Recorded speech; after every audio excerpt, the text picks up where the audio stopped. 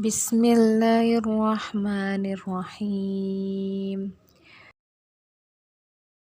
Allahumma rabba hazihi da'wati tammah wassalatil qa'imah ati Muhammadanil wasilata wal fadilah wasyarafa wad darajatal aliyatar rafi'ah wa ba'athu maqamam mahmudanil ladzi wa'adtah innaka la tukhliful mi'ad.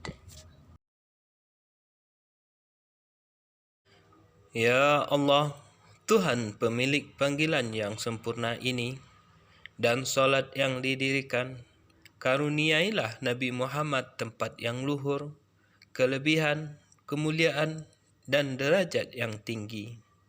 Tempatkanlah dia pada kedudukan yang terpuji, seperti yang telah Engkau janjikan. Sesungguhnya Engkau tiada menyalahi janji, wahai Zat yang Maha Penyayang.